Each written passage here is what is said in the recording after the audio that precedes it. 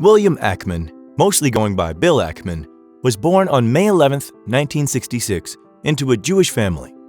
He was raised in Chappaqua, New York, and his father was the chairman of Ackman Ziff Real Estate Group, a real estate financing firm. He has one sister and grew up in a competitive and risk-taking environment. He graduated top of his class at Harvard College and received his MBA in Harvard Business School in 1992. Right out of graduate school, he founded investment firm Gotham Partners with one of his schoolmates, David Berkowitz. The firm garnered attention when they joined forces with Leucadia National to bid for the Rockefeller Center after the property owner's chief said it would take $1 billion loss in 1995. The real estate market was falling, and the Rockefeller property owners were unable to pay shareholders their dividends. The current owners would then turn the landmark over to a public real estate investment trust, a trust that Ackman already had a 5.6% stake in. Ackman knew the long-term value of the property and went to investors to try to gain more capital to take control. But although the bidding ended in a failure, there was a silver lining in the bidding war. The action drew attention from many investors to the firm, and the total assets under management grew to $500 million by 1998. As the years went on, the firm mistakenly bought a cash-burning golf course that they renamed Gotham Golf. Even though money was going down the drain, the company started piling up debt to acquire additional courses.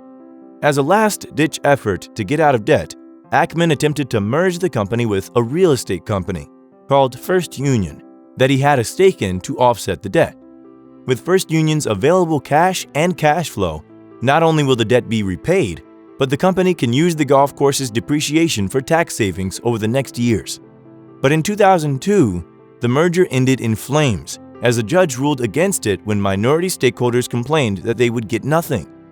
After the firm had appealed and finally was able to have the higher courts overturn the block of the merger, it was already too late. Investors started asking for their money back, and Ackman was forced to close down Gotham Partners. All the while, hell was on the loose at Gotham Partners in 2002. Ackman remained steadfast in his investing and was investigating Municipal Bond Insurance Association, or MBIA's, selling of collateralized debt obligations, or CDOs.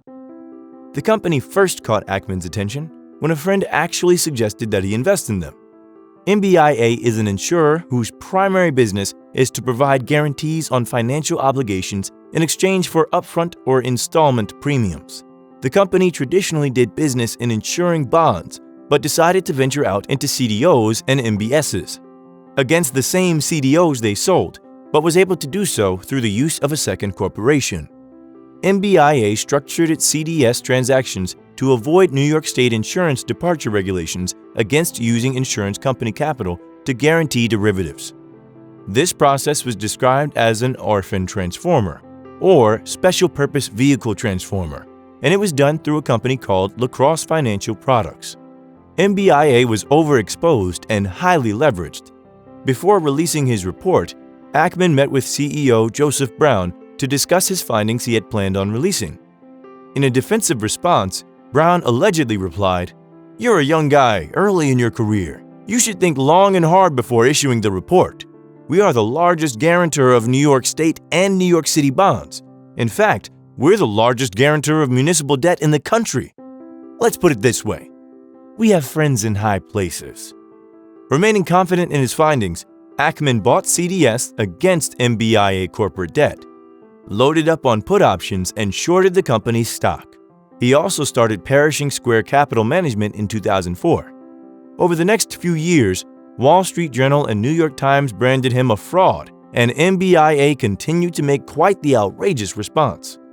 Usually in an event when there is a shortening of a stock and a very public accusation, the accused company would in turn accuse the investor of conspiracy to drive down its stock price. This prompted the SEC and Attorney General Eliot Spitzer to begin investigating Ackman.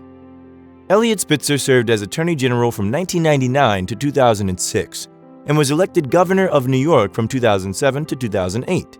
Spitzer was forced to resign early due to his involvement in a prostitution scandal. After a back-and-forth public fight with the company, the short investment finally paid off as it made huge profits following the financial crash in 2008. In an amended 13F report in early 2009, Ackman covered the short position and made his investors almost $1.3 billion.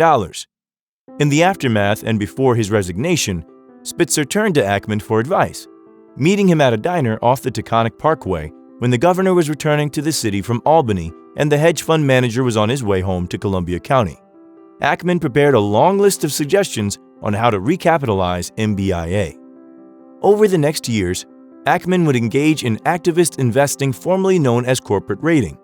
In a corporate raid, investors would buy large sums of shares, enough to gain control of the company and force management to submit to their demands.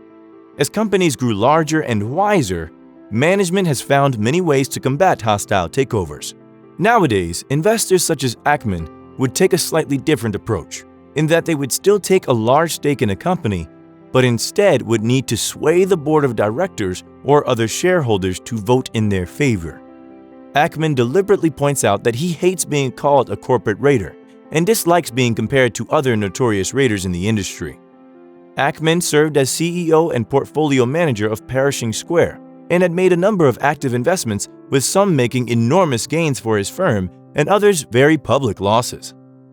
Industries that he has been known to invest in include the fast food industry, with Chipotle Mexican Grill, Wendy's, and Burger King.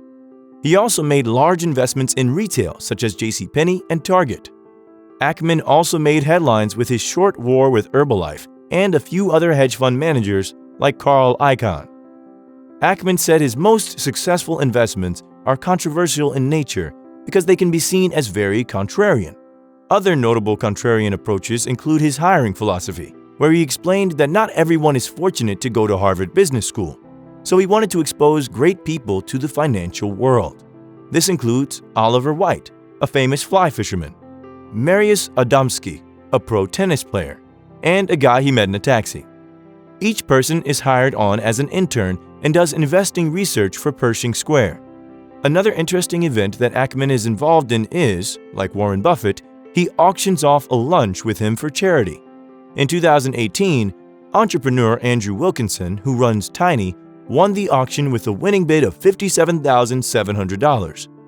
The lunch not only led the way for Wilkinson to turn to investing, Ackman's family office also invested in one of Wilkinson's portfolio companies, WeCommerce. So, if you have some money to spare, definitely consider bidding for lunch with the billionaire himself. Something else you should be prepared for is that Ackman is known for being very forward and offering unsolicited and sometimes unflattering advice. He states that not always telling someone what they want to hear will make them appreciate and take your feedback as more honest if you do. Looking back to his investment firm, Ackman has a personal goal of beating Warren Buffett's track record and has delivered 58% returns in 2019 and a record-setting 70% returns in 2020. What do you think about Bill Ackman and his contrarian investing style? Leave a comment down below. If you're new to the channel, leave a like and subscribe.